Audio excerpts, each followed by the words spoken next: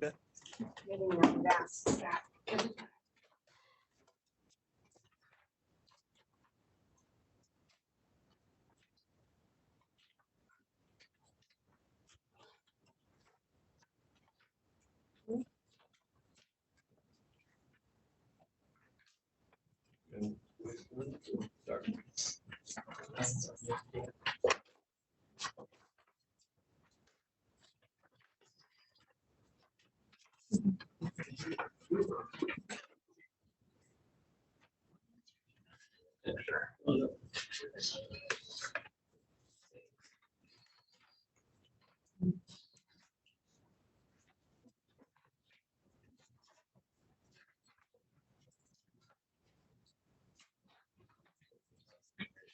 Oh, yes. There's your gavel back. Oh, thank you very much. Commissioner Hagan, see if we get about 5 minutes late, she'll miss the pledge. Commissioner Hagel will be 5 minutes late. Okay. Commissioner Assistant. All right.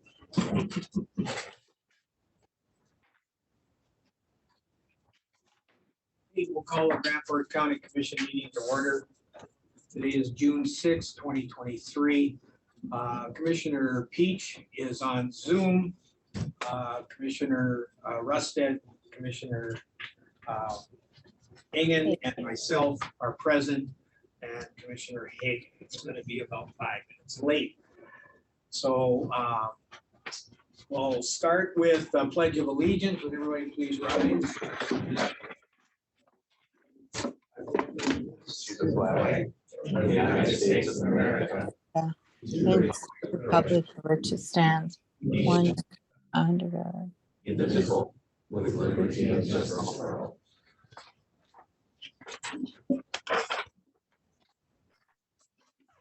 Okay, I need a motion to approve the minutes from the previous meeting. So moved by Commissioner Rusted, second by Commissioner Engen. All those in favor signify by saying aye. Aye. Same sign, motion is carried. Approval of the order of agenda. Mr. Chair, Commissioner Engen. I have a motion to add one item after the consent agenda. So it would either be 5F or just between 5E and 6. Okay, And that is the Forks Builders Association raffle that they'll be holding on June 20th, okay, which we received today. all right, Second. okay. All those in favor of approval of the order of agenda signify by saying aye. Aye. Opposed, same sign. Motion is carried. Okay, approval of the consent agenda, bills, employee status changes, overtime, bonds for check reissue. Anybody want anything pulled? Do I have a motion? Mr. Chair, I would move approval. Commissioner Peach makes the motion. Second by Commissioner Rusted. All those in favor signify by saying aye. Aye. Opposed, same sign. Motion is carried. Okay, works.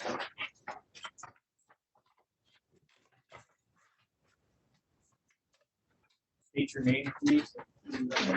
Thank you. My name is Stacy Hansen with the Forks Builders Association. I'm the executive officer. I am here to request your consideration of this gaming permit, which I believe you have in hand. We host an annual sporting clay shoot at the Dakota Sporting Clays site, and because it's outside of the city limits, I am here today to speak with you. And we're just looking to be able to have a gun raffle at the event, just a single day event. Motion to approve, Commissioner Rusted, second by Commissioner Engen. All those in favor signify by saying aye. Aye. Opposed, same sign. Motion is carried. Don't take a seat. Mr. Chairman, who made this? Oh, yeah. We have to take it out. Yeah. Commissioner, go to the- So, okay, so I need a motion to adjourn No, No, recess or recess and convene. and reconvene No, and convene. and convene the County Board of Equalization. Do I have a motion to that effect? So moved by Commissioner I West, second. by Commissioner Peach. Aye. All those in favor signify by saying aye. Aye. Hi, so good afternoon, Chairman Ross and Commissioners. Submitted for your information is a preliminary comparison of 2022 and 2023 taxable valuations and increases or decreases.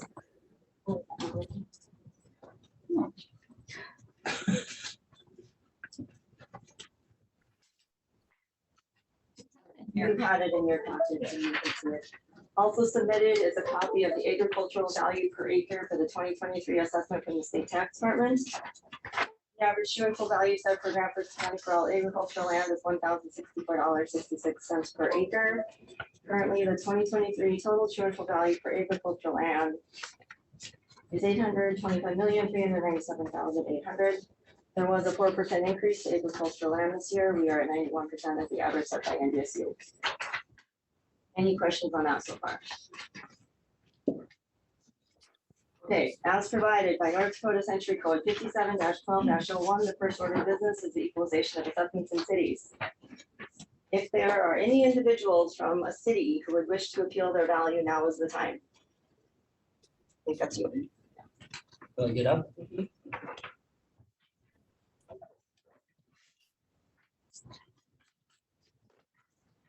Sir, would you state your name and your address where you live, please? My name is G. Paul Larson. I live at 2918 Chestnut, Grand Forks. All right, go ahead. Oh, The floor is okay. yours. I recently purchased a condominium in the Chateau units. Middle of December. I got a letter from the Grand Forks assessor that assessed the building at $6,000 more than I paid for it. And liking things, the value of that piece of property is what a willing buyer and a willing seller is set. So that would be, and the assessor said it was worth more. I am appealing that. He thought since it had a walk-in tub, that really raised the value. Which it didn't. So I would like to have a reduction in the assessed value. Ms. Goditis, would you like to address that? Ms. Lazar is ready to address that issue.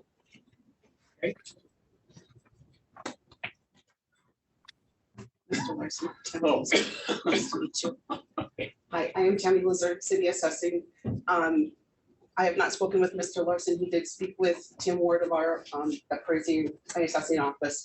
This past year, these 4 buildings for Duke Drive were part of our reappraisal process, reappraisal time. We have physically inspected many units in those 4 buildings over the course of last summer.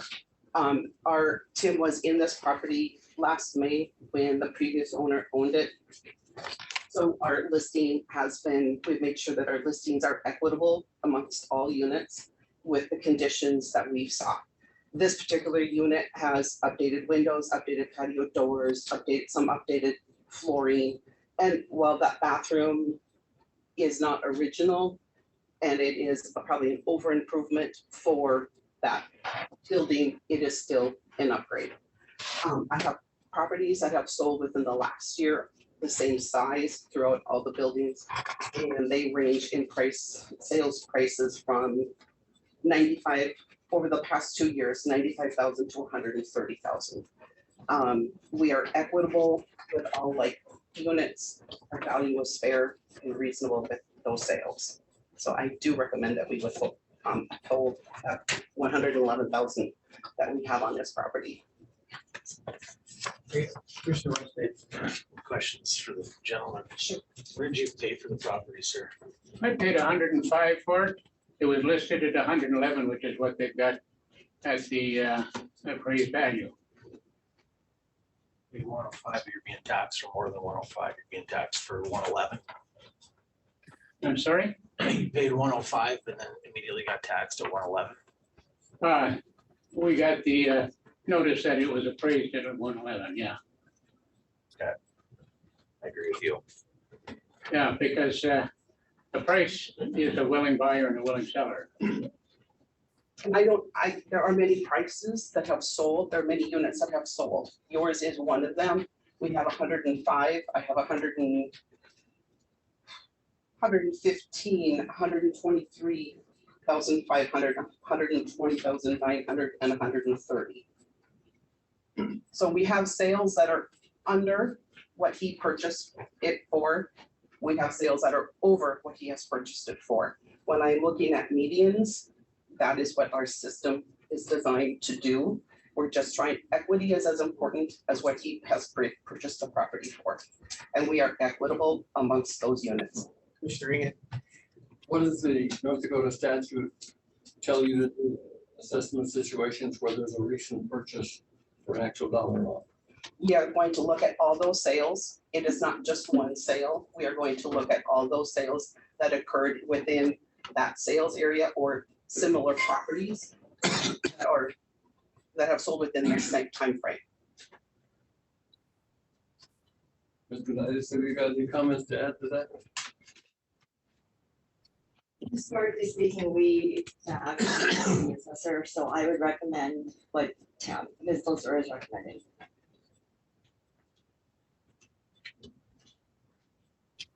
We still wondering about the specifics of what the statute asks you folks to do when you're doing it. If there's a sale the day before you appraise, would you not use that loose price? Is the question. Well, if it was the only sale, I'm gonna put more weight on it, for sure. If I have more sales to use, one sale doesn't make the market, as I stated earlier, but I have more sales to use. So this is one particular sale happened over the course of a year. And if those 5, 6 sales I just mentioned, those are right within his building. If I go to outside of that building, I go to the other 3, I have another 10 to 15 sales. How many, what variety of prices do you have for the units in that building? Or not prices, but appraised value? Appraised values, Are they all the same or are they? they're going to be, well, there's 4 different square footages. There's 1,075, 1,000, yours is 1,098. I think it's 1,098.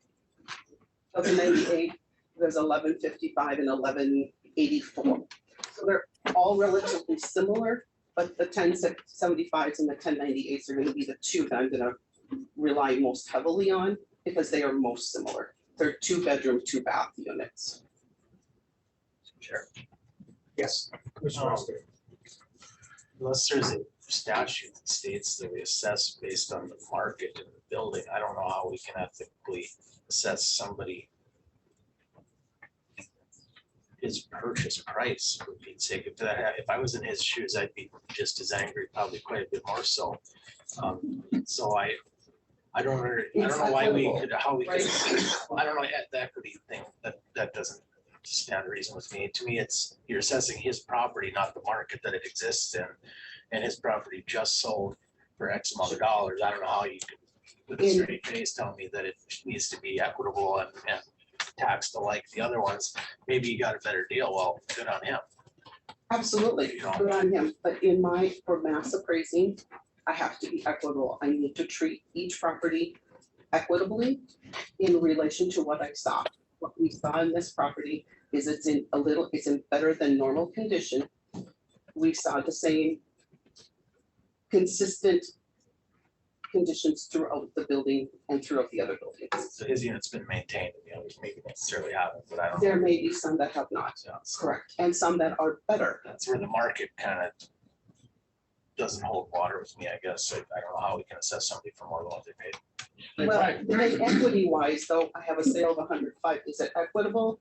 It's not equitable to have him at 105 and someone else who just purchased that same building, that same unit for 112. They pay 112. Well, I'm using that as an example. I mean, that's my point, is it's not equitable, and that's what I have to do. If I could interrupt. You said floors were new, they weren't. In fact, they had water on, we've got to replace them. The appliances had to be replaced. There are holes all over the walls. At the time that we inspected it, those were the items that were noted from my inspector. There were, excuse me, at that time, there were no notes that there were holes in the walls and that had happened. But I'm not saying that can't be the case since in the time frame we were there to today, but as of the February 1st date, that was the information that I had, and that's what we used.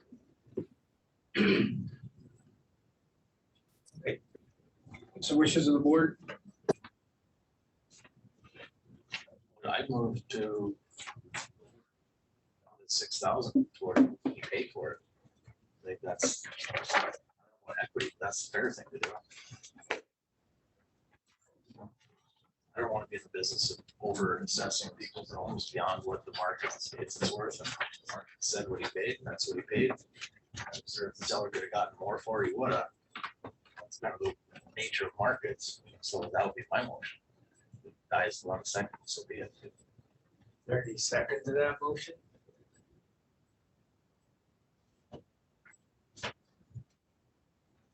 Any second to that motion? All right. Looks like it dies. I'll make a motion to approve the assessor's value, and I'll discuss it after if there's a second to mine. Okay. Second, anybody? I'll second that motion. Okay, second by Commissioner Peach. And we've seen in the 8 years plus that I've been on the board now, we've seen a lot of assessment situations. And I've come to realize how hard it is for the assessors to do that without having everybody comparing every little bit of, and I'm sure you're, that's why I asked the question. If you just paid for this amount, why isn't it assessed at that? But I That's my don't idea. understand how the assessors have to do this to keep everything equitable, and that's the only reason that I would go along with this. They've always done a nice, fair job, I think, of assessing in the city, and Ms. Kudai in the county. And they back up what they do, so I'm sorry, but that's the way I see their job, so that's why I made that one. All right. Okay, we've got a motion and a second. All those in favor of leaving the assessment the same signify by saying aye. Aye. Opposed? Aye. Okay. Commissioner Russell opposes. Motion passes. Okay. You're done with me. Yes, sir. Thank you. Is there anybody else that would wish to appeal their value in the city in Grand Forks County? If I can just say, I think you must have taken my econ class, you know how to value is. Real estate. Very good. Do you have a question?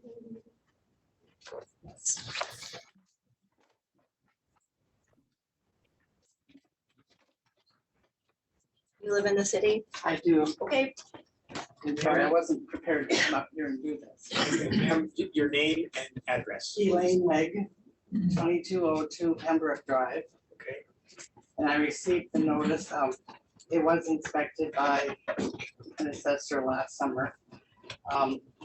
I bought the home in December of 2010 for $177,000. It's a twin home. And I've not done any improvements to it during that time. And the first owner was brand new then. And I received a notice that the value was going to go up $31,300 for a full value of $300,000. I talked to my neighbors. Some of them have the same floor plan as me. None of them received a notice like this. Did you purchase the property at 277 or 177? 177.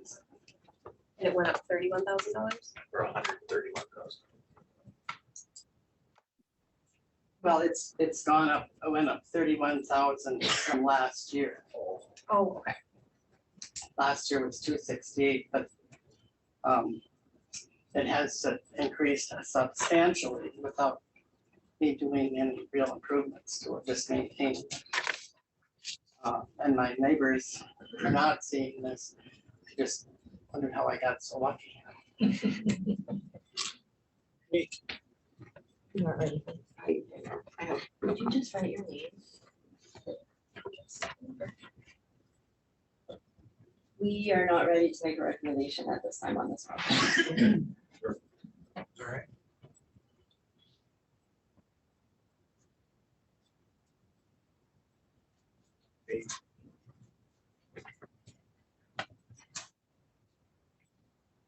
They will check it out for you.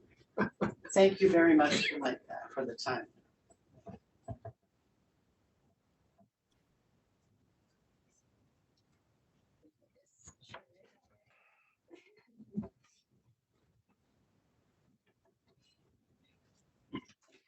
When you be getting back together with her, to tell her when to come back. Commissioner Roth, Commissioner Engen, yes, Ms. Wilter and I will get together and we'll take a look at our place and we'll come back at another meeting and make a recommendation for that. Okay. Any other person, property owner for Grand Forks City or any other city in Grand Forks County? You have one more from the city that did call in and his name is Nick Colley at 1617 Second Avenue North of Grand Forks. We are also not ready to make a recommendation on that one. Okay. So that again will be at another meeting. Okay, hearing no other city appeals, I would recommend that we approve all other properties.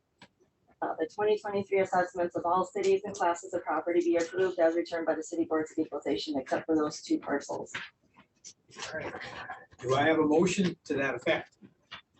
So move, Commissioner Hagan. The second, I'll second that motion. Commissioner Peach seconds. All those in favor signify by saying aye. Aye. Aye. Opposed, same sign. Motion is carried. The second order of business is the equalization of assessments in townships. If there are any individuals or members of township boards of equalization that would like to appeal their value, now is the time. Anybody from a township in Grand Forks County?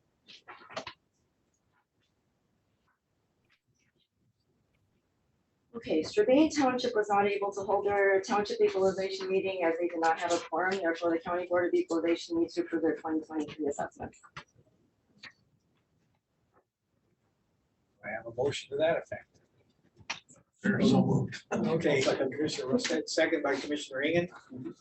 All those in favor signify by saying aye. Aye. Aye. Opposed, same sign. Motion is carried. And Mr. Simonson owns 2 parcels of land in Faulkner Township. The parcels are listed there for you. The parcels were increased due to commercial or what the assessor thought would be commercial developments on those parcels. It ended up not happening. Mr. Simonson did provide me a lease agreement. I did view the documents. I also looked at the land and it is planted. And North Dakota Century Code states 570201 states agricultural property means platted or unplatted lands used for raising agricultural crops or grazing farm animals, except lands platted and assessed as agricultural property prior to March 30th, 1981, shall continue to be assessed as agricultural property until put to a use other than raising agricultural crops or grazing farm animals. Property platted on or after March 30th, 1981 is not agricultural property when any one of the following conditions exists. 1, the land is platted by the owner. 2, public improvements, including sewer, water, streets are in place. 3, topsoil is removed or topography is disturbed to the extent that the property cannot be used to raise crops or graze farm animals. 4, property is owned other than agriculture. Or 5, property has assumed an urban atmosphere because of adjacent residential commercial development on 3 or more sides. 6, the parcel is less than 10 acres and not contiguous to agricultural property. 7, the property sells for more than 4 times the county average. These 2 parcels only met 3 of those 4 or 3 of those 7. Therefore, I do recommend that these parcels be valued as agricultural land and the value of 26,600 for parcel 13-5101-00001-001 and 7,300 for parcel 13-5101-00002-001. All right, Yeah. Commissioner Hagan makes a motion. Do I have a I'll second? second that motion. Second by Commissioner Peach. All those in favor signify by saying aye. Aye. Opposed, same sign, motion is carried. And since we have no other appeals for the townships, it is recommended that the 2023 assessments of all other township and classes of property be approved as returned by the Township Board of Equalization. All right. Motion? Commissioner Hagan? Second by Commissioner Rusted. All those in favor signify by saying aye. Aye. Opposed, same sign, motion is carried. When would you like to have the next meeting? Mr. Chair, Ms. Candias is not available at the next commission meeting, so would a week from today work, the 13th? That's when we're gonna We be may or may there. not have a meeting on the 13th. Yeah, But if you do have one, you could have them. yes. We don't. Oh, you could sue. Yeah. And what time? On the 13th. I don't care. You ready Is to there a meet? convenient time for Commissioner Rusted and Commissioner Hagan on the 13th, After 3. sometime after 3? Yeah. Okay. Okay, how about 4 o'clock? You want to do it at 4? 4 o'clock on the 13th. Yep, That will work for me. okay. Thank you, Commissioner Peach. Then to recess the Board of Equalization until June 13th at 4 p.m. Okay, and reconvene the county board. yeah, what she said. I have a motion to do that? All right. So moved. Second by Commissioner Peach. Those in favor signify by saying aye. Aye. Aye. Motion is carried. Thank you. Thank you. All right. And Willette.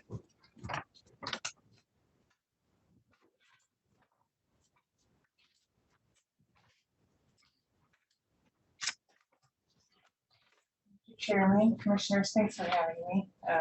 My name is Ann Willett, as you said, from PFM Financial Advisors. We've worked with the county as a municipal advisor for many years. Recently, it came to our attention that the project that was bonded for last fall would have been eligible for the infrastructure loan program. Typically, the infrastructure loan program is used simply for water, sewer, electrical infrastructure. And previously, they specifically said that no construction, no remodeling. However, they have changed that, and unfortunately, there hasn't been a lot of communication from DND. But I would like to own my part of that too. I'm not knowing that would have been an option. So once that came to my attention, I decided that, well, let's see if there's anything that can be done to put the county in a better position. Because the infrastructure loan program, that rate is 2%, and the bonds that we bonded last fall was right around 4%. So we came up with a pretty creative solution because the proceeds have not yet been spent from the bond issue. We are able to use 15 million on proceeds.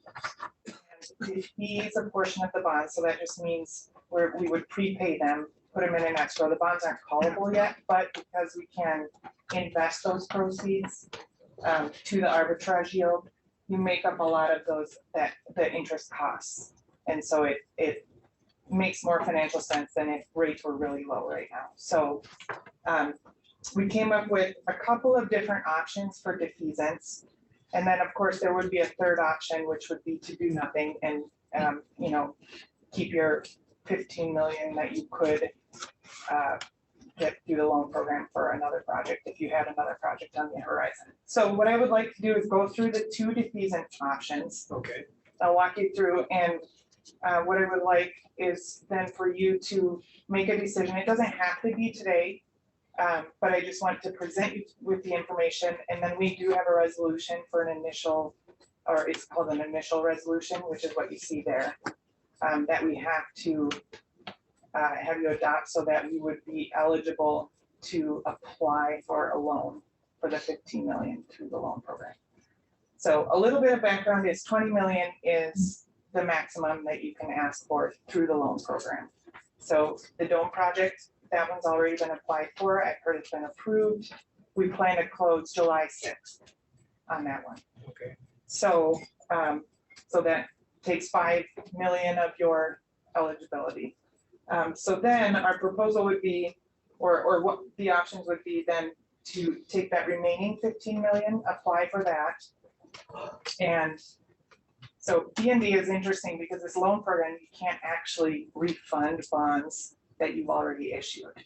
But because you have proceeds, unspent proceeds, we can use that. And essentially these two pieces, the money doesn't touch each other. So I was able to convince B&D that yes, we could do it this way, it would work. And it still wouldn't be kind of violating their policy of no refunding. And they were agreeable to that. Bond counsel is also agreeable that we don't run into any tax issues doing this. So we can either defease as many late maturities as we can. So that would be basically shortening the bond issue as much as we can with 15 million. Or we can defease an equal portion of every maturity. So that would look a little bit more like what it would have looked like last fall if you would have applied for a portion in the loan and a portion in bonds. The savings, if these later maturities, the savings are greater. The savings are just about 6 million. And then if we do equal maturities, the savings are about 2.2 million. And of course, that is because we're essentially taking those later maturities and moving them into the loan, which then coincide with the earlier maturities. So that would mean that your mill levy, your capital projects fund levy, if you would like to decrease the later maturities, which would have the higher savings, you would have to use more of your capital projects levy to pay for the debt service, because now we're essentially having them coincide with each other rather than, you know, those later maturities. And the mill levy would be just over 9 mills with the current valuation. Now, if the valuation keeps increasing, then of course that mill levy would go down. The other option, the mill levy would be up to 8.5 mills. It's as low as about 7 mills, but then as the debt service goes out to the 20 years, it goes to about 8.5 mills. So those are the two options that would provide the county with savings, put you in a better place than you are right now. So does anyone have any questions? I know that's a lot of information. Yeah. Question on the Commissioner, you go ahead. raising, what mills? Where are we finding these mills? It's not in our construction, is it construction? Mr. Chairman, Commissioner Engen, members of the commission, we have up to 10 mills for capital improvements by law. We are currently at 7 mills. Yeah, so it's not. We're going to do 1 more mill for the dome, so we'll be at 8 mills. We had 2 mills left. And this option to save 6 million, we'd be a little over 9. So we're getting close to the 10, but we're saving almost $6 million. You told me that earlier, but I didn't understand it. Yeah. And they're just a little over 9. That includes the dome portion as well. Yeah. Right. Yeah. Any other questions?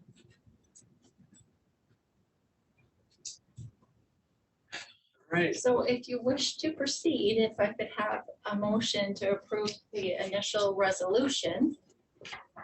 And actually, This one, it's in the packet. Yeah, this one right here. can I make one more comment? The reason why we're doing this is bond counsel said because we've already technically issued that 15 million, we need to do this over again. So we did it So this is originally for the 60 days. 35 million. Yep. And so he said because we're defeasing those bonds and those were already issued, we have to do this over again. And then B and D will also require this in order to apply for the 15 million through the loan program. All right, do I have a motion? Mr. Chair, I would move approval. Do I have a second? Second by Commissioner Hagan. Any other comments? And does that motion for the later maturing fund? Yeah. Or is that in- This is just for the initial resolution, but if you would like me to proceed with that route, I'm happy to do that. If you still need this time for discussion, that's okay too. No other questions from? Okay. If there's no other questions, all those in favor of the motion signify by saying aye. Aye. Aye. Opposed, same sign. Motion is carried. All right, thank you very much. So we'll see this again.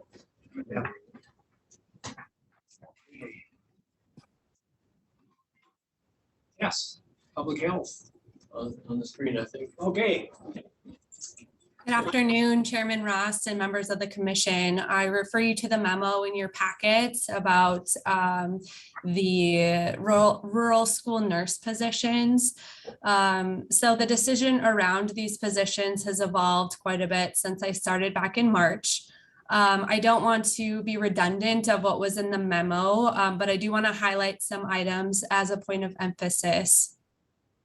So in review of these positions, community integration of these positions proved to be the best case scenario when evaluating these roles. However, like other industries, this proves to be challenging when competing with the private sector in a short commute. Secondly, feedback was really important to us during evaluation of these roles, which is why I went to talk to administrators directly. And although the administrators had, some unique feedback related to the nature of their districts, there was some common themes that I heard, which are articulated before you. And to be stewards of our resources, we felt it was important to pull this particular items or roles back in-house to be served by resources already employed within our department. Since this announcement, I've heard directly from only one teacher about the value of the school nurse as a person. Secondly, there's been more feedback in one particular school district is feeling kind of a bit of whiplash, as they called it, as they were initially affected by that hard to recruit opening that languished for quite some time, as well as some other vacancies they're experiencing within their school district for hard to recruit positions of the social support nature.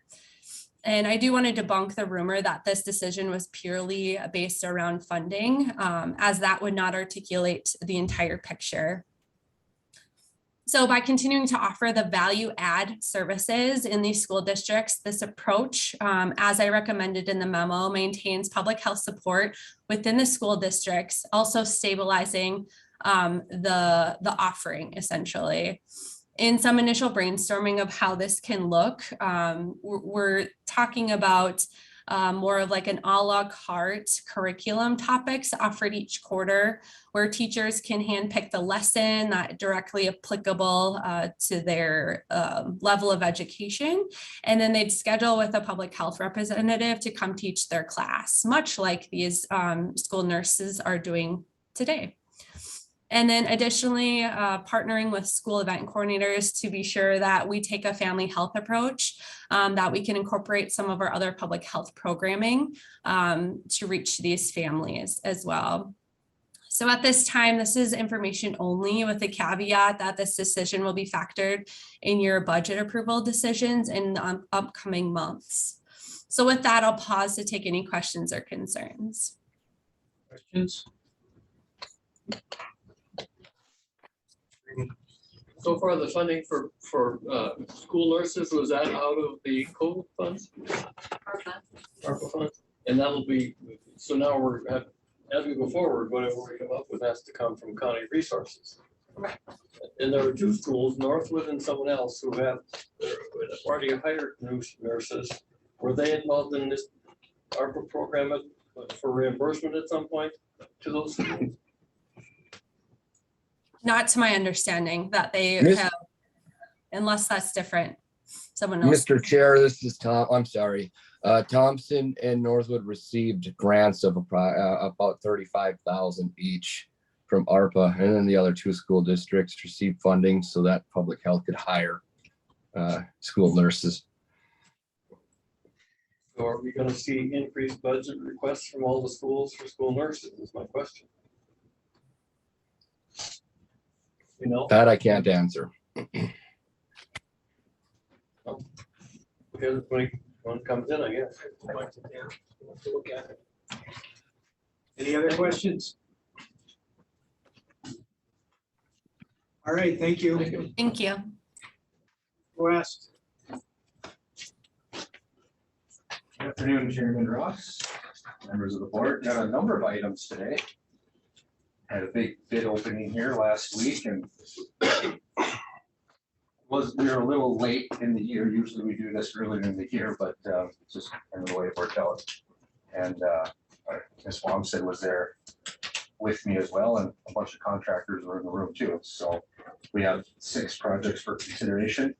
First one would be our annual aggregate crushed concrete bids. We had the usual bidders bid. We had one minor anomaly where one contractor failed to include their insurance certificate. And initially, decision was made to not read the bid, but later we did give the board the option to consider it. However, it's a moot point anyway because they weren't below bid in the end. So I don't think it should be an issue. But there was if the contractor came back and said, well, hey, you guys didn't read my bid, you didn't give me a chance. Well, it was later on after the contractors left and after some research was done as to whether or not it should be considered or not. So if it was low bid, it would be a decision the board would have to make whether or not to waive that technicality or not. But otherwise, for crushed concrete, Gowan Construction was the clear low bid. We would recommend them for our supplier for the year. And then for the class 13 aggregate or just our surface road aggregate, we had numerous bidders, but we had 3 that we would consider close and competitive: Gowan, Lakeside, and Close. Historically, I do a pretty in-depth analysis as to which pit and the hauling price, because you pay for the gravel and then you pay per ton, per mile hauling. So depending on the pit and where it is in the county can depend on which supplier and pit location is advantageous. However, I just didn't have time to do it because we opened bids on Thursday morning. I had to have the packet in Thursday afternoon, and here we are. So I wouldn't have had it for the meeting anyway. But my recommendation would be is to select all 3 as a supplier because they were all very close and close in price, and then that would give us the flexibility throughout the year to use which supplier is available and would have the best pricing for us. With the intent, if we select all 3, our goal would be is to split the work up roughly a third per contractor and give them each a piece of the pie. And with that, I would recommend approval of that with chair's signature on the 3 contracts. Okay. Any questions? Questions? I have a motion. So moved. Commissioner Rusted, second. Commissioner Hagan. All those in favor signify by saying aye. Aye. Opposed, same sign. Motion is carried. Thank you. Next item for consideration is our annual supply of culverts. We had 1 bid for metal components and 1 bid for plastic components. True North Steel was the bidder for steel culvert and flap gates, panel flap gate. Ferguson was a bidder for plastic pipe, and contact the other supplier of metal culverts. They haven't bid for a few years. They keep saying they're not competitive, so they're not gonna bother to bid. They come from out west. And then on the plastic side of things, historically, we would have ADS out of Buxton also give bids. However, Ferguson and ADS, Ferguson's the supplier, ADS is the manufacturer, and so they worked out a deal where Ferguson is gonna be the supplier for the region. And so that's why we only have one bid there. I did include a little historical price sheet of culverts, and this started last year when our prices just skyrocketed, and I want to show the board what was going on. Interestingly enough, prices have gone down. So our metal culverts have gone down about 4.5%. The metal aprons down 10, 11%. And then here's an interesting one, the flat gates. Last year they went up 200, 300%. This year they're down from last year's price, they're down 40 to 60%. And then plastic culverts are down 20 to 30% depending on the price. So that was very welcoming to see a little, normalcy to the price, I would call it. But with that, there is no contract on that. They did bid with a bond and they signed the proposal, but I would ask approval of those suppliers for culverts. Okay. I would move approval. Okay, Commissioner Beach, second, Commissioner Hagan. All those in favor signify by saying aye. Aye. Opposed, same sign. Motion's carried. Thank you. And just tidbit on like metal culverts, I know we've talked about, we're not supplying the townships and all that anymore. So the stock we do have, it's gonna take us, a couple years to get whittled down. And I think we have 1,000 feet of 24-inch on hand. That's gonna take us a couple years to use up, but we will use it and we do own it. So, but yeah. So bottom line, we're not gonna be buying very many culverts, if any, this year in the small diameters. The special projects, special diameters, large projects, we special order those anyway, but next item for consideration is our paving project. So that would be on County Road 12 by Northwood, and then 1 mile County 17 by Thompson. These bids came in very, very good. Our estimate 1.1 million came in just under, or just a hair over $1 million. So they were right in line with what we were hoping to get. And we had 4 bids. Mayo Construction was the low bid on this. We haven't done a job with Mayo Construction in, I don't know, 10, 15 years. It's been a long time. Groundworks County. Knife River's been our sole contractor on that since I've been here. But Mayo Construction, Cavalier, they've been around for many decades. Reputable company. I have no issue recommending them. And with that, I would ask approval of Mayo Construction's bid and chairman's signature. And we have audit on here. Sorry, I should change that. Tax and Finance Director signature on our contract. Okay. Right. Motion. Commissioner Reagan. Second by Commissioner Rusted. All those in favor signify by saying aye. Aye. Opposed, same sign. Motion's carried. Thank you. The next project for consideration is fully white striping. Something we do every year, but we stripe all of our roads. Prices came down a lot. Well, they went up a lot last year, and now they're back down to normal. J&J Striping was the low bid out of the 3 bids we received. They've done all of our striping for the last number of years. We're comfortable recommending them at $274,909.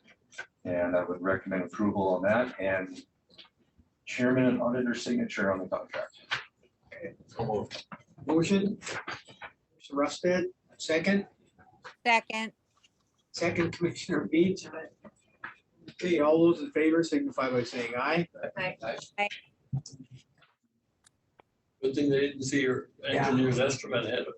Yeah. Anything negative? Yeah, we don't share that. Okay, motion is carried. All right. Next item for consideration is concrete box culvert on County Road 13 in Fairfield Township. We had 3 bids on that. Brian Beck Excavating was the low bid. Just for the board's knowledge, this was one of the projects that we had bid back in January, and and there was numerous other ones on there. We had backed off on that because of pricing and availability. But we kept this one because it's county road. But so the product was secured back then, and we will have it this fall for the schedule. So we can get it done this year. But that next meeting, they've done a fair amount of work for us, and they've done our box culverts the last few years. No problem recommending them. And straightforward, I would recommend approval and chairman and auditor signature on that contract. Commissioner Rusted, second Commissioner Hagan. All those in favor signify by saying aye. Aye. Opposed, same sign, motion's carried. Thank you. And the last, well, two projects is our aluminum box culverts that we bid. So this is something new to us. I know we've talked about this before. We've never done them before in Grand Forks County. We don't have any of this type of structure around. They're not new to the industry, but fairly new to North Dakota. There's only a few around, but they're becoming very popular. I know a number of the counties are bidding these because you can get them. We only had one bid on the western four structures, and we had 3 bids on the eastern structures. And that was, in visiting with these contractors, that was due to capacity, because these are big projects and they're labor intensive.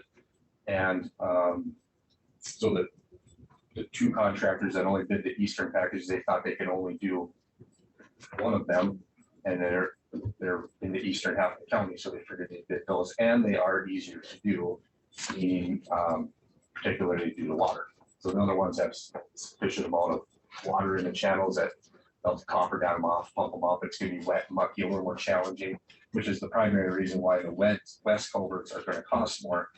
But pricing wise, I was thinking that the little bid from Schmitz for $1.5 million was about where they were gonna come in. So the western at 2.7 is a little higher than I was anticipating, but you know, we didn't have any historical data. We didn't know if these contractors were calling me like, how do we do this? You know, and so we're talking through it. We're watching YouTube videos, talking to manufacturers on it. And for instance, I know one contractor said they would dig the hole and do the gravel out the backfill, but they're hiring contractors that put up drain bins, put the metal pieces, you know, metal drain bins. They're hiring them to put the culvert together. So getting a little creative, and but we do have the money to do it. It's going to eat into our prairie dog funds, which is okay because we're not paving the trail county line anyway. I would like to proceed and do it and replace these 8 bridges, and would request chairman and auditor signatures on the 2 contracts. Okay. Do I have a motion? Motion Commissioner Hagan, second. Rusted, all those in favor signify by saying aye. Aye. Opposed, same sign, motion is carried. That's all I have. Any other questions for me? It's fun summer. A lot of stuff going on. Thank you. Thank you. Okay, fairgrounds land use agreement. State's attorney. Under the board, I think Gracie is handing out updated versions of the land use agreement. There are a couple extra copies over here. If anyone would like to see a copy that hasn't already. So just to kind of bring everybody up to speed, I think the last version I sent out was on Memorial Day. Since that date, my understanding is the Fair Board has had a meeting where they visited about that draft. I have had a meeting with 2 members of the Fair Board where they brought to my attention some of their thoughts and concerns about different provisions that I believe resulted from the meeting that they had last Wednesday. I have also had a number of conversations with a number of commissioners and department heads, ICON, construction engineers, and others. And so I've done my best to incorporate the input from all these conversations that have been held since that last joint meeting that we had. I will just briefly go through, or as brief as I can, go through the updated agreement to highlight for everybody's attention, particularly what has changed. If you first can begin on section 1 on page 2, there has been a discussion about the number of years. I believe at the last joint meeting, the 25-year mark was discussed between both entities. Since that time, I have had a number of conversations with the individuals I cited, as well as some members of the Fair Board. Just so everyone is aware, I think there was some discussion at the last meeting about the duration of the current leases, and that there's a 10-year lease and a 29-year lease. So I went back to my records and did kind of an assessment to see where we're at on some of those leases. Short summary is there's a short-term lease that's a 10-year lease. There's a longer-term lease for additional parcels with a 29-year lease. Obviously, those leases were executed a number of years ago. The short-term lease, there's a balance of 3 years remaining. On the long-term lease, there's a balance of 11 years remaining. And my understanding in reviewing these documents is that some of the properties that had the potential to be needed by the county were placed under a short-term lease versus the properties that were maybe more to the core of the Fair Board's property or Fair Board's lease property were placed in the longer-term lease because there was less likelihood that the county may need those properties. In my discussions with the Fair Board, it's my understanding that they are interested in the longest term that they can get just to have some continuity for their organization. In my discussions with the folks from the county side, there is some concern about the county's potential need for some of these properties should the highway department need more property, should the correctional center need more property or whatnot. One thing I noticed in reviewing the prior leases that I also discussed with the 2 members of the Fair Board is that in some of the historical leases, there was a term for a number of years with an option to renew in an additional increment, so long as the county doesn't need the property for the county purposes. So I thought that might be a spot where there could be a meeting of the minds between the 2 entities. In my conversation with members of the board, I don't think anyone's interested in selling the property to a third party. It's just the county's concern that maybe the county would need that property. On the flip side, like I said, it sounds like the Fair Board wants a longer term so that they have that security as well. And so I incorporated that language into this lease. So you'll notice in section 1, paragraph 1 and 2 provides that I utilize the 11-year mark because that is the greatest balance of what exists under the current leases. So it would bring all properties up to that greatest number of years that's currently existing. So there wouldn't be any loss of years for the Fair Board. And then I included in there with the option to renew in 11-year increments upon mutual agreement, so long as the property is not needed for county purposes, which is consistent with that language utilized in some of the. So that's in paragraphs 1 and 2 of section 1. In paragraph 3, at the joint meeting, there was a discussion about who is responsible for upkeep for the grandstand. Consistent with prior leases, those leases stated upkeep and maintenance is the responsibility of the lessee, the Fair Board. I understand the Fair Board has concerns about the grandstand because it's potentially a greater price tag. And so I think the agreement at that last meeting was that the grandstand would be excluded from that general rule and any needed repairs would be decided jointly by the 2 entities. And so in my meeting with Pam and Keith from the Fair Board, I think there was just an interest in kind of further clarifying that intention. And so in the first sentence of paragraph 3, I made sure to exclude the grandstand from that responsibility of the Fair Board. Then if we move on to page 3 on paragraph 5, the Fair Board brought to my attention that this was previously written that the county could terminate if there's a breach by the Fair Board, but naturally, it's only fair that both entities have the ability to terminate early if the other party breaches. So we updated that so that it's any breach by either party, the non-breaching party can terminate early.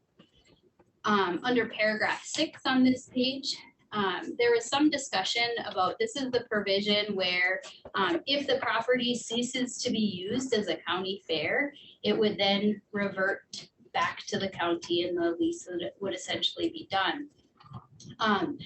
When I initially wrote this, I cut and pasted language from the prior leases, which provided the 2 years, if it ceased to be used as a fair for 2 years. In my discussion with Pam and Keith, they inquired if 5 years, if it could be up to 5 years. So I wrote in that 5 years in this provision. In paragraph 8 on the same page, this was in the latter portion of this paragraph in the prior version. There was a portion for indemnification. The Fair Board brought, this again was consistent with the prior leases, but the Fair Board brought to my attention that they are also insured by the North Dakota Insurance Reserve Fund. So they're in the same situation as we are in that they can't indemnify another entity. So that was removed. And in its place, what was added, the last sentence of paragraph 8, is that any agreements that the Fair Board enters into with sublessees or otherwise, there needs to be a provision that that sublessee or licensee indemnify both the county and the Fair Board. So then in paragraph 9, that was a paragraph that was added after the joint meeting where 25 years was discussed. I spoke with a number of individuals that were concerned about the county potentially needing additional property in that 25-year time frame. So I reached out to ICON to see if there was a need for another expansion in 25 years, where would that be? And my understanding from visiting with ICON is that it would be on the backside of the correctional center, so on to the west, kind of southwest. It's where the proposed site is for the holding pond or whatever they call it. And so their plans show that if additional pods were built there, the building would essentially come right up to the lot line for lot 5. Lot 5 is where the exhibits building currently is located. It also would go over that ring road that goes around the correctional center. So the question became, if we needed that in the time of this lease, what space would be needed? ICON didn't believe that the building would need to be placed on lot 5. It would just come up right to lot 5. They did anticipate that maybe there would be a need for setback provisions depending on what ordinances are in place at the time that's built. There also may be a need for a construction barrier around the construction site. So ICON measured from the lot line to the exhibits building, that's 65 feet. So we added paragraph 9 to essentially say the county would have the right to terminate the eastern 60 feet of lot 5 by giving 1 year notice to the Fair Board. So essentially that wouldn't impact the exhibits building. It would just be that sliver running north and south on the 60 easternmost feet of lot 5. Obviously, if there is no second expansion during the term of the lease, this is moot and it wouldn't ever be terminated. but it provides that option in the event the county does need to expand in whatever term that's decided upon between the parties. Then the next changes were on page 5, paragraph 2, or the first paragraph 2 under section 3. The update that was made to this was just essentially to add, this is for the provision for the construction easement. We had previously discussed that it shouldn't just be not to interfere with the events of the Fair Board, but also to include the events of any sublessee of the Fair Board. So the second to last line in paragraph 2, I just added to include the events of any sublessee of the Fair Board, to make that clear. Then the next change is on page 7 under additional covenants. Paragraph 3, there was a concern raised by the Fair Board that perhaps some utilities could be disrupted during the time of construction. And so I added a provision to this paragraph, which begins with, additionally, the county agrees not to interfere with or disrupt the utilities necessary during regularly scheduled events, to include the events of any sublessee throughout the construction and expansion of the correctional center or the juvenile detention center. So there may be disruption of utilities. I'm not a construction person, but they will have to arrange the schedule of that disruption so that it doesn't interfere with the races or the fair or whatnot. Another update was paragraph number 5. This is pertaining to the use of the highway department lot for parking during fair or lessees events. I think this was changed just to be more specific in the concerns from both sides. I think both the county and the Fair Board are comfortable with using that property as it historically has been utilized. And so I just memorialize that in areas that have been historically used for the Fair Board or their lessees. Also, my understanding is that security services, whether it be through the Sheriff's Department or other security services, have previously been utilized for that area. So that's just memorialized. And then essentially the last sentence was added. If there's a need to expand parking in that area, it would be done by mutual agreement of both the county and the Fair Board, just so that everybody's on the same page. I also added paragraph 6 on this page. I think this was a promise that was previously made, but I just failed to memorialize it in the prior versions of this agreement. It's essentially that the county agrees to gravel and maintain the south portion of the ring road. I think that's something that the county had previously extended, and so it's just adding it to this agreement as well. I added paragraph number 7 in my discussions with Pam and Keith from the Fair Board. I think Keith maybe had brought up that the plans that we're looking at now would require moving the gate on the north entrance, north of the correctional center. And so I just added a provision that the county would agree to be responsible for the relocation and costs of that gate. I think Keith kind of had some ideas of where it could be moved to lot 5. And I visited with Chair Rost and Mr. Ford, and I think their thoughts aligned with Keith's as well. So I included in here that it would be relocated to a location mutually agreed upon by the parties on lot 5. Then I also added paragraph 8. So if there is a need for an additional expansion to the correctional center, like I had indicated, the building would go over the ring road. And so my understanding is that the fire department would like access around the facility in the event of a fire or whatnot. And so because that ring road would no longer be on the east side of lot 5, there is a roadway that goes around the west side of lot 5, which is my understanding is a useful roadway for the Fair Board as well. So this paragraph just provides that roadway on the south and west side of lot 5 be preserved. So nobody can construct a building to obstruct that roadway so that it can be continued to be used by both parties.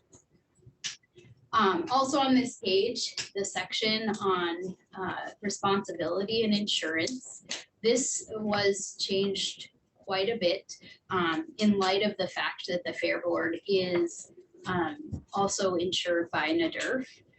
So essentially I added paragraph 1, which essentially says each party's is accountable or responsible for their own acts and omissions. Then I also added paragraph 3 or adjusted paragraph 3. This section previously provided that the Fair Board would indemnify the county should there be any claim or anything that arises.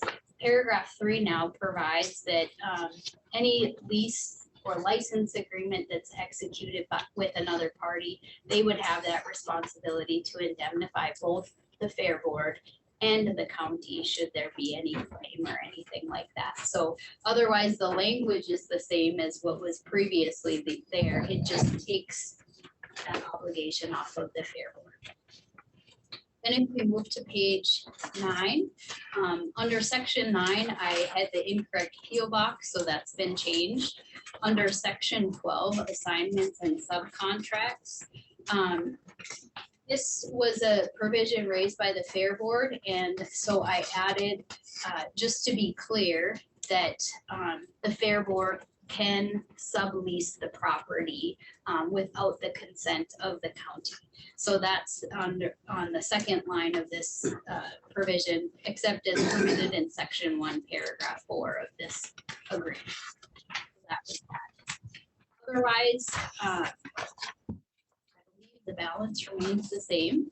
I'm available for any questions, comments if anyone has the language. I understand that you were handed this just hot off the press before this meeting, so there might be a need to kind of digest some of this information.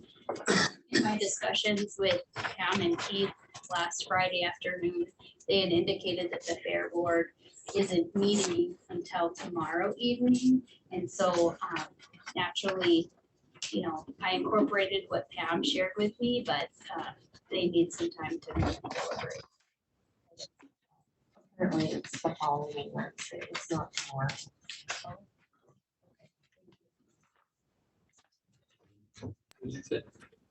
I thought the Fair Board was meeting every Wednesday up to the fair. Well, I just checked with our manager today and she said that it was the following Wednesday, but we may be able to get something done tomorrow. Okay. You see. Okay. So the reason I ask is we're running into issues with Icon Architects and construction engineers as far as being able to move on this. And we have, I think, negotiated a couple of different times on this. And we would like to have a definitive answer by Monday from the Fair Board on this land use agreement. And like I said, we've negotiated a couple different times. Everything that the Fair Boards wanted or we needed or whatever, it was all negotiated.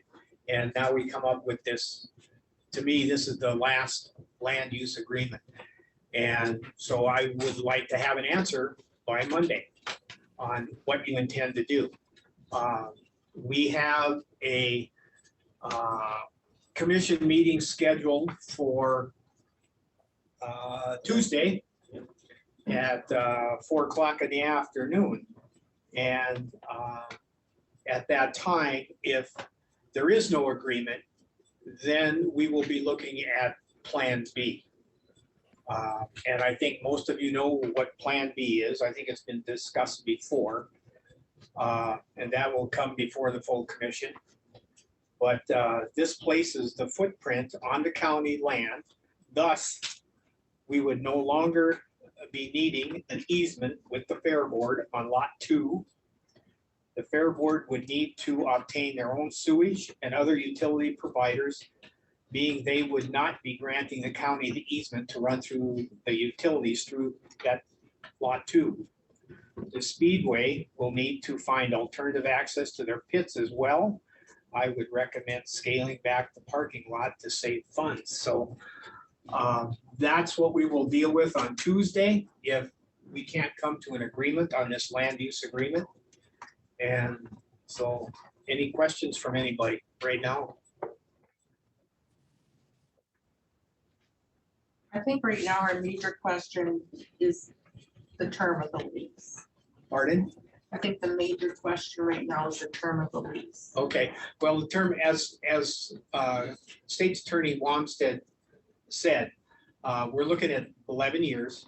You would have the option after that 11 year. Now, your long-term leases are down to about 11 years. Your short-term are down to like 3. Correct. So everything would be encumbered into that 11 years. So, yes, For the record, pardon? she stated her name for the Oh. record. I don't. Yeah. You want to state your name for the record? Oh, Pam, my God.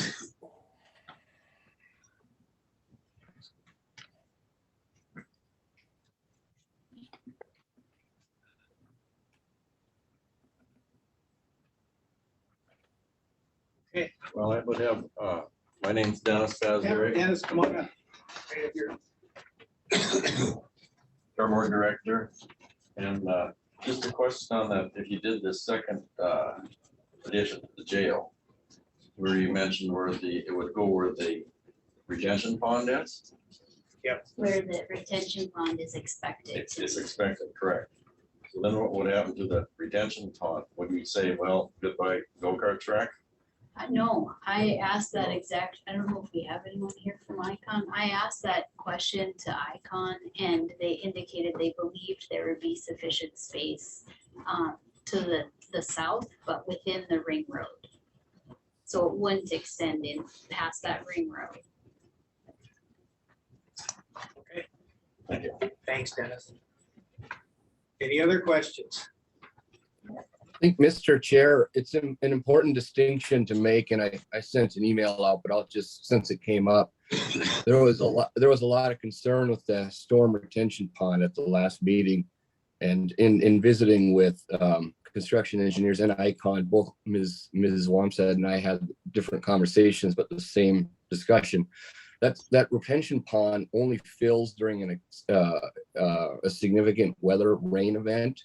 It would be 2 to 3 feet. It would not stay like that. So it would not become a lake. It drains into under the ground and eventually flows into the river. So it's just something that I know many are concerned about. It's not going to be a 7-foot permanent lake. It just fills during rainstorms and then it drains very quick, pretty quickly, excuse me. Okay, thank you. And you know, folks, oh, another question? Yes. Just another question on that, accidents happen every day. And let's just say we're having an event out there and you have this flash flood, rain is a quick one, it's a fast one. A lot of moisture comes down and some kid's little ball goes into the pond and it gets into the drain and all of a sudden you got a pool and you're drowning. So we suggested a fence around it if it's gonna be where we're having, And that's something we can talk about, construction engineers and stuff, I would think. So Mhm. the only reason, folks, I bring this thing up on this land use agreement, we're running into legal issues with construction engineers and Icon. If we don't start moving on this thing, we're gonna end up in court. And the county doesn't need that, you don't need that. So that's why it's where it's at today, so.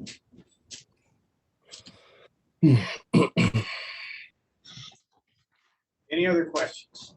Otherwise. Darren, I have a vote. Yep, Darren, go ahead. Greater Grand Forks Fair Board, River City Speedway, getting Yep. ready. Were you able to share any of the pictures of our event last week?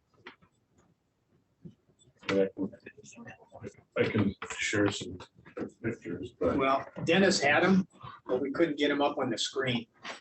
He had a- Pam emailed me some still photos. Yeah. I tried to print them, but they were really pixelated. So then Dennis brought some sort of disk drive, but we weren't able to get that up on Debbie's computer.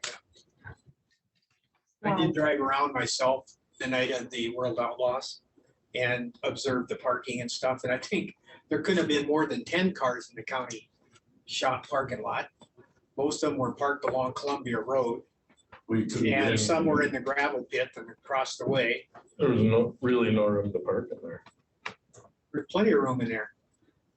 And Inside the county shop with all the stuff there and all the water. No, well, Not what I all that heard, I didn't pavement, watch there was it. nobody parked on the pavement. Are you saying there's enough parking in there for the 300 cars that you're gonna take up, and if you don't buy that front Well, lot? You know, Brad, I don't know why cars didn't park in there. Why are they parked along Columbia Road? Why are they sitting in that gravel pit on the west side over there? I don't know. I don't know what to tell you. I know, and I'm just, that's what I observed. You have room for 500-600 more cars over there? Well, that's your big show, the World of Outlaws.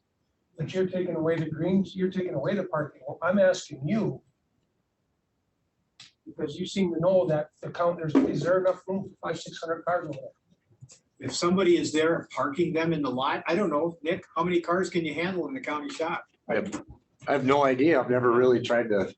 But I didn't observe anybody parking on the pavement at all. I'd like to add into that. I drove over to see you this morning, Nick, and so I drove through in there and I wouldn't park my pickup in there with, it's not, if it was in order, you could get a few cars in there. But I wanted to add, I went over to Surplus Outlet and he says at 5:30, it starts to fill in there right away with events going on. And he said, and you guys are welcome any day to park there all the time. Yeah. But he says, right, I mentioned about the mill and he said, yeah, I don't know who the new guy is there, but he says, I'm surprised that they wouldn't give a ticket for a car that would park there. And we used to have a relationship when Wayne was alive with the people at the mill where we could take a people mover over there and cross that 3 acres we own.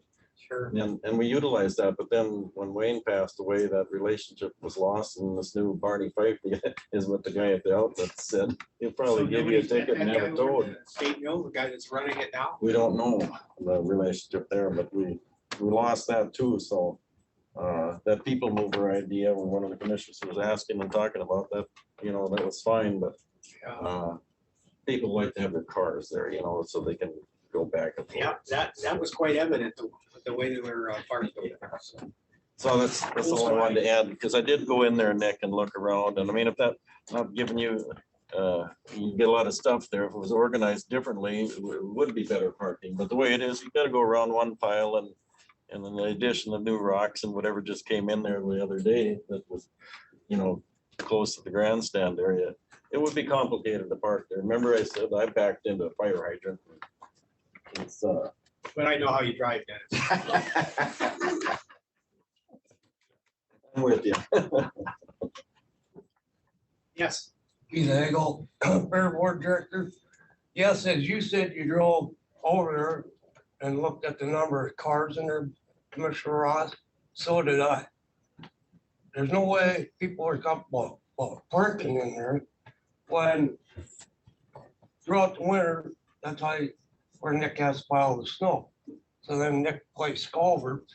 So when you drove in, the impression you see was, I don't belong in here, And then they turn around and went back out and Well, see, there's nobody in that lot directing. When I was the sheriff, I had a deputy sitting in that lot. And he was putting people where they needed to be and watch security in that lot. But nobody was parked on the pavement. That's a large cement slab out there. Are you talking north of the gas tanks? Yep. Yeah, I am. There was nobody parked there. I don't think we've ever tried to park people there. Oh, yes. Oh, yeah. Never be wrong, because my deputies used to park them there, so. Absolutely. Greg Sampson would sit in there, that lot was full, wasn't it, Nick? I've been to one World of Outlaws and yeah, there was some cars there that many years ago, 5-6 years ago, but pretty big. I know, and Mr. Hagan and I were out there and we drove around and we're gonna try and move some of our metal culverts to the north side of the lot. Just open up some space on the south side, which a little more visually maybe acceptable to people. And I can't guarantee all of them will move, but there's some rearranging we can do, at least temporarily for until this construction is done. We got another World of Outlaws show in August, but. Come to help you. I'll just mention quick regarding the parking. So I was out there as well. It's a lot cheaper to get a parking tenant. You guys had several out there for the World of Outlaws. If one of those tenants was out there instead of a deputy, since we've been trying to cut back on some of those expenses, people would park there. You're exactly right. It's gated in. Nobody wants to pull in there because they don't know what to expect. But when it is manned, it's guarded by people, I'd say that there's probably between 100 and 300 cars in there. They stay fairly organized on the pavement and along the buildings. And then they just start parking in circles around the ties. I guess, is it railroad ties on the east side? Far east side by the fence? Bridge plank. Yeah, plank, yep. And then they'll just park in circles around the gravel piles and stuff. Not very organized, but I guarantee you during the fair, it's gonna be packed because you guys are filling the entire parking lot with rides. So they figured it out for that one because they have to. It's the World of Outlaws where, I mean, I was out there, what, 4:30, Darren? And Canadians were parking on Columbia. I didn't know what they were doing. They were whipping U-turns. Well, they're grabbing their seats and they're walking over. So I mean, it's not gonna hold 300 to 500 cars, but it'll hold a couple hundred. Okay. We need to move on. So, nobody has anything else? Move on to our next item here. Director of Administration. Yeah, thanks, Mr. Chair, members of the commission. Commissioner Hagan, I don't know if you were gonna take care of the maintenance tech position that was approved out of admin services, or if you want me to, I'm happy to just go right into it. I'll defer to you, sir.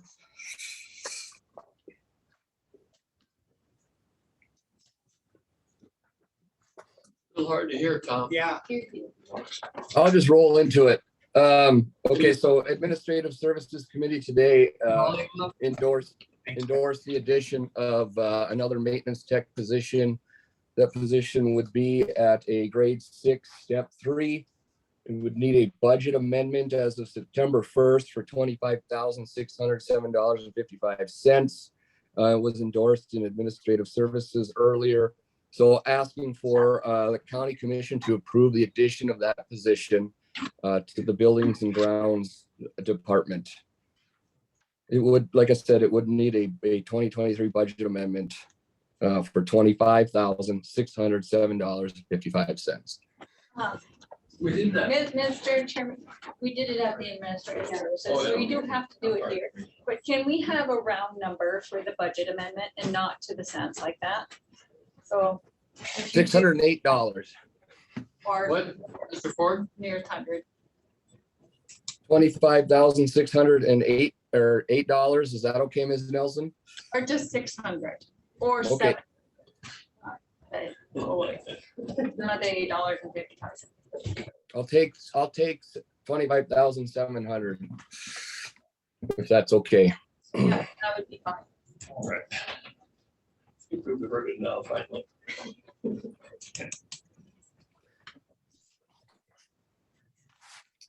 So, I think you'll need a motion on that, Mr. Chair. Okay.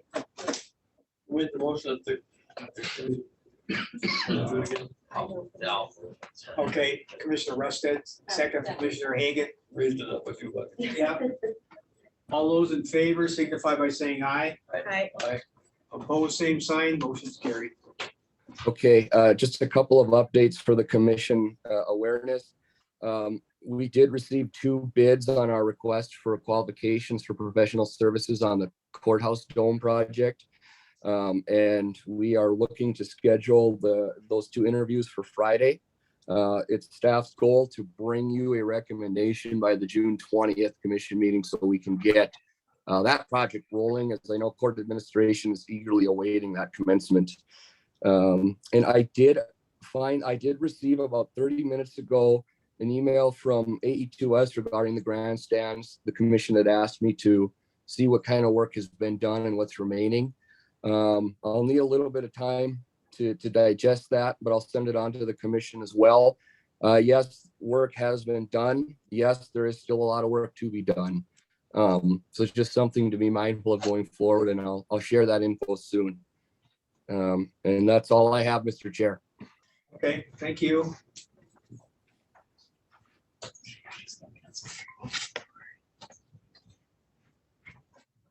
State's Attorney. Thank you, Mr. Chair, members of the board. I have one item for the board's consideration today. I've been visiting with our counsel on the opioid litigation.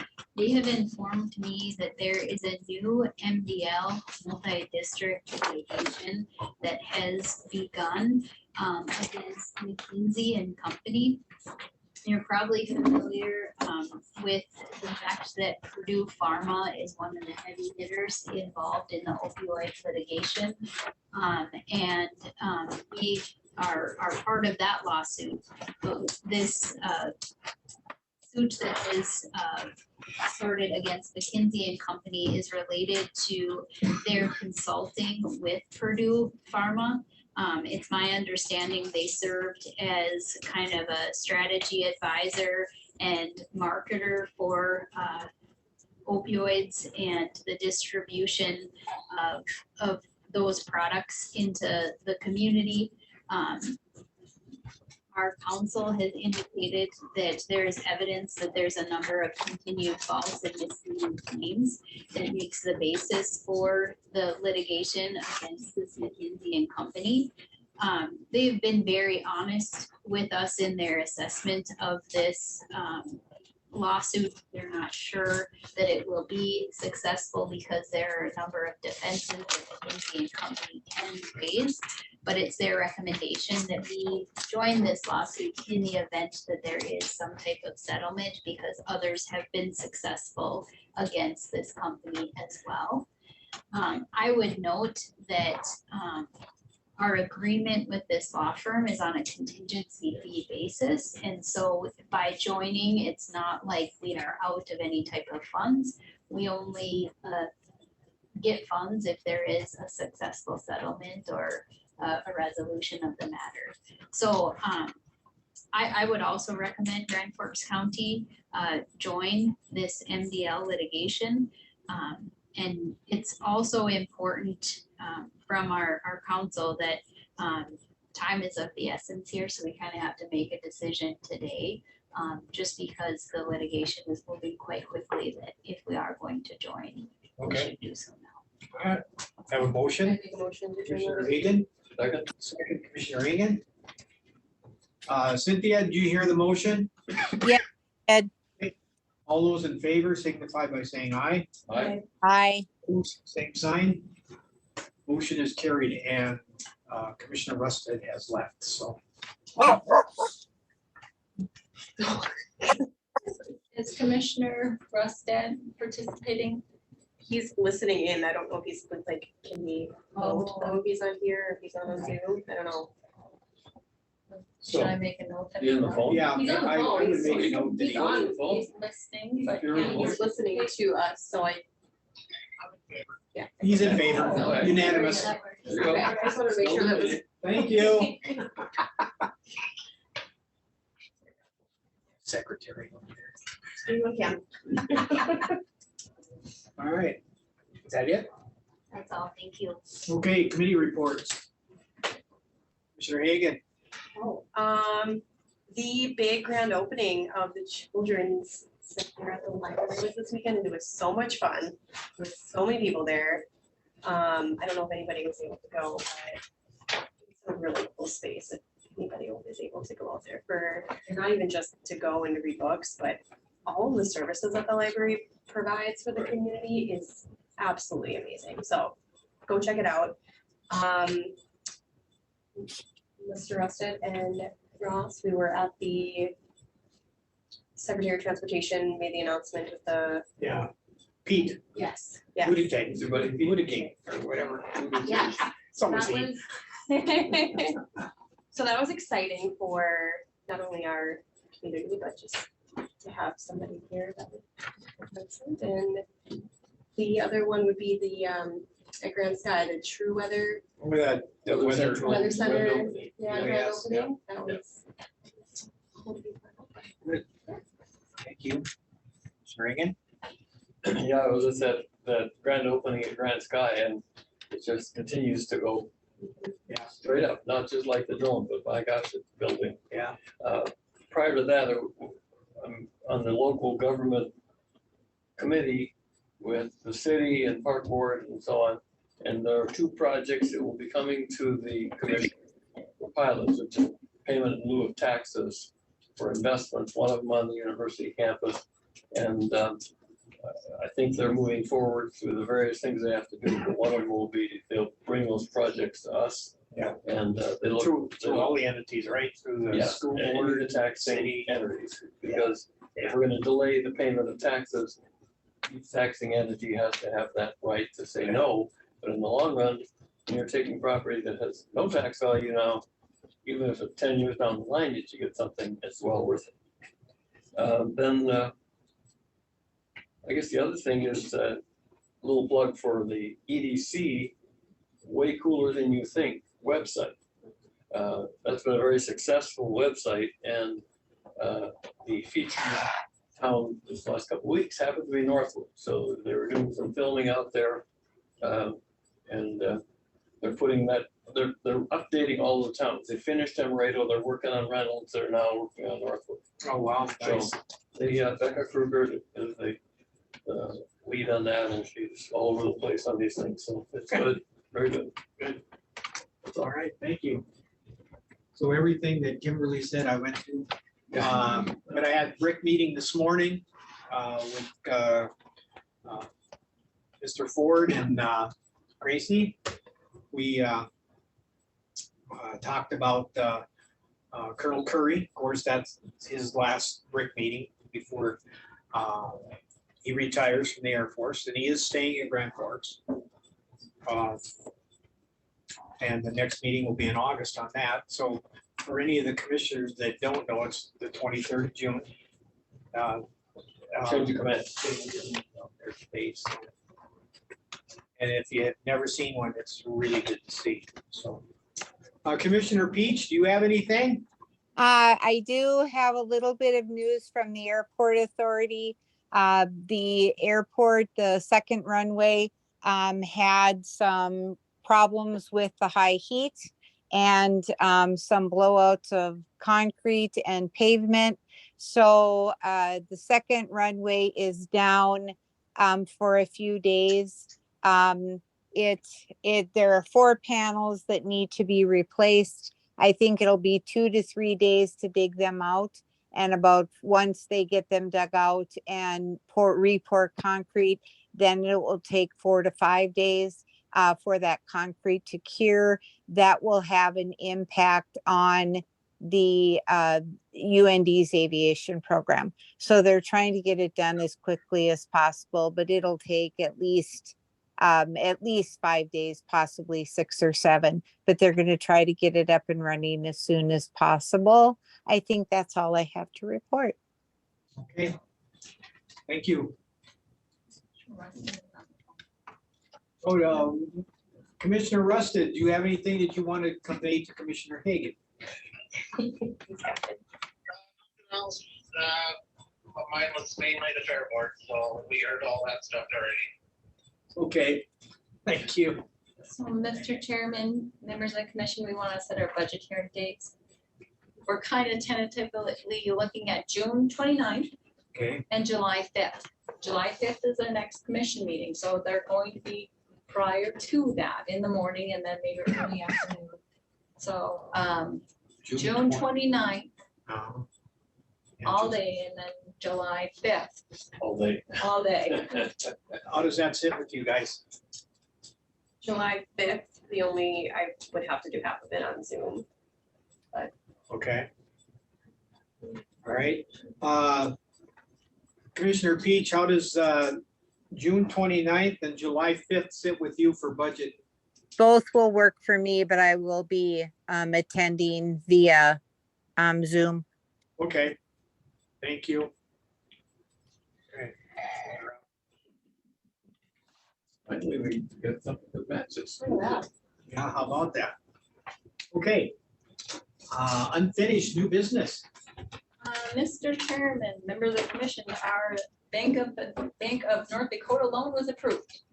And I need a motion to sign the commitment letter.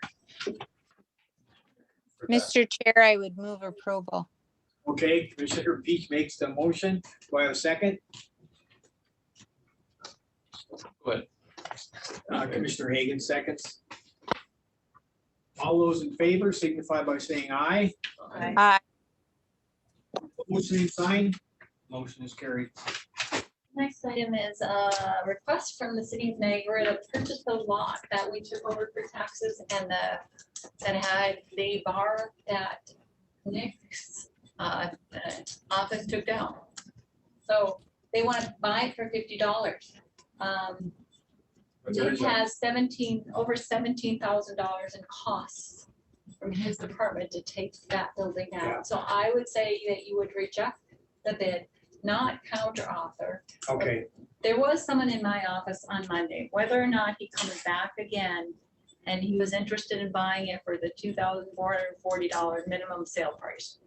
Maybe we can sell it for that, but I think the general fund needs to reimburse Nick's department for the Yeah. cost that they've incurred. okay, so we'll reject. Oh, do I have a motion to reject? Okay, Commissioner Hagan makes a second by Commissioner Inget. All those in favor signify by saying aye. Aye. Opposed, same sign, motion's carried.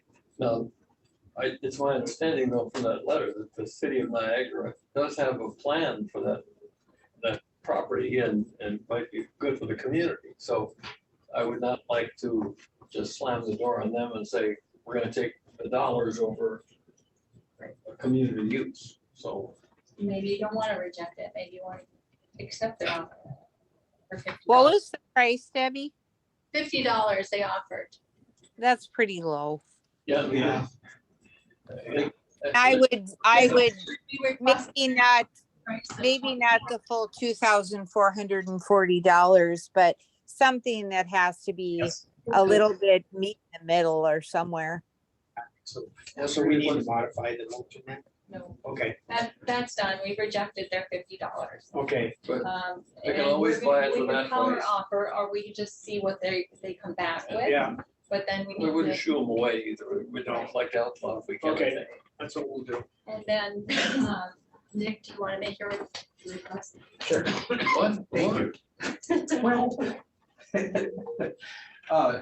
Yeah, our department did take that building down and fill it in, and our total, well, we have our labor and equipment cost $17,189.63. That's not maybe exactly truly representative. So example, guy brings the excavator out there, he's driving truck 21, pulling the excavator, he works 9 hours, writes down his time sheet for the day.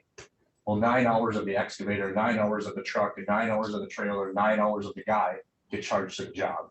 Even though the excavator maybe only ran for 7 hours and the truck ran for an hour out there and an hour back. Okay, so, we don't track engine hours, it's tracked by the time of the guy and where they're going. So, to be fair, but we did have like $80 in landfill costs, and we did haul 336 yards of fill out of our yard because everything was frozen or wet. You couldn't get it. The only pile of material we had available to us was the dry pile in our yard. It'd be nice to replenish that. I don't have an exact cost for that because we got to go buy it from a contractor and haul it in the yard. which would be probably another day for a few trucks to do that. And when we get time to do them, we would like to do that. I don't know what would be the most fair cost, but it would be nice to get reimbursed for some of our costs to tear it down. So refresh my memory on why we did this for the city in the first place. It was a rat hole idea. I know it was, but it's just, so, I mean, that's kind of what the county does, isn't it? We gotta help towns when we can. Yeah. Well, the county acquired the property through taxes, so we owned it. Yeah, I know. And then, yeah, the city wanted us to clean it up. And then, well, usually historically, the county would hire a contractor to do the work, but the superintendent was out there one day and he's like, oh, we don't have much for a few days for the guys. We're in between hauling snow and it's flooding and, you know, we were kind of in limbo. He's like, oh, we'll do it. Okay, fine. We did it. And it worked out. It was a great partnership between the city and we hauled a bunch of garbage away and RMI, we recycled what we could, knocked everything in. And then the city, which is also, you know, the same guys at city council or the same guys on the volunteer fire department, they burned it.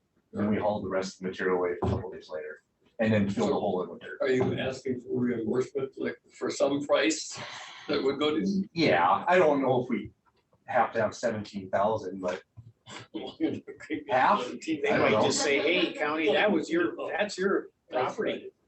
You know? But maybe. No, he's asking for the general fund to reimburse Oh, the yeah, highway okay. is what he's. So you requesting. want money from general fund? Well, from somewhere other than highway department dollars. Because, you know, our money is meant to go on public right away. So public how much roads. money This are you is- looking for? What's that? How much money are you looking for? Is it half? 10 grand. 10 grand?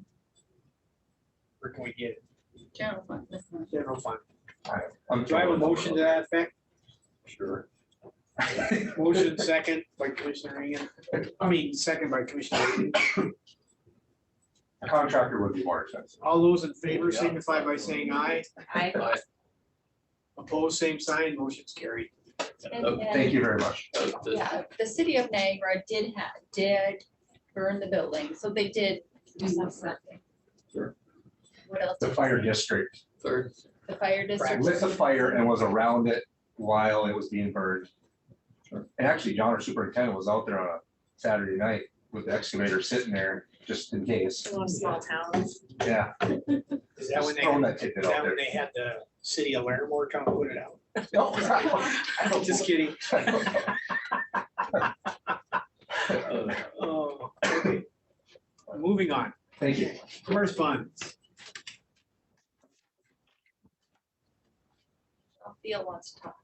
This will be quick and it's good news. It's not asking for money, it's telling you how we got money back, okay? As you know, HR has been partnering with all the managers, the county employer group, to make sure that we are handling all of our workers' compensation claims in a timely manner. Also working to coordinate the training. So as is indicated in the email, I won't read the whole thing from Mike Wolf, you can do that on your own. But I wanted to say that we received payment back, a premium safety discount of $8,218.64. And that all has to do with helping them pass their audit, helping them, them meaning the county employer group. But the other one that's nice is we got a dividend credit refund, which has to do with managing all those workers' comp claims, which take a lot of time and a lot of chasing of people. And we got $43,373.52 back this year. So for the fact that this is really the first year that we've been doing it without any assistance from Bridgie Hansen, because she did much of it until Roberta and I came on the scene. We just kind of wanted to share the good news because we always seem to come up here with other kinds of asks. So there's no action that needs to be taken. I just wanted to let you know. Thank you very much. Thank you, Michelle.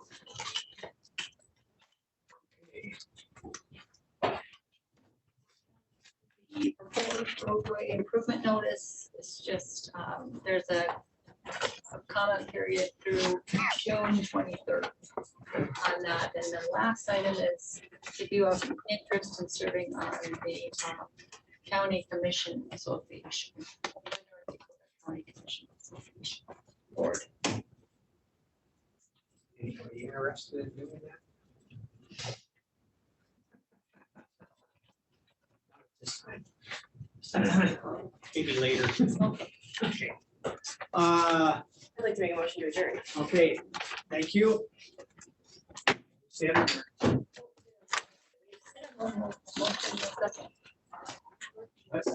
Yeah. You just didn't hear it. Because I didn't say it. All right.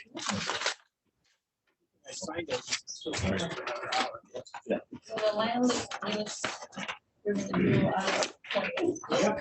Oh, my goodness, that's adorable. It says. Yep, she joined our I don't family. need to know. Oh, I can take care of that. Well. Most of the changes.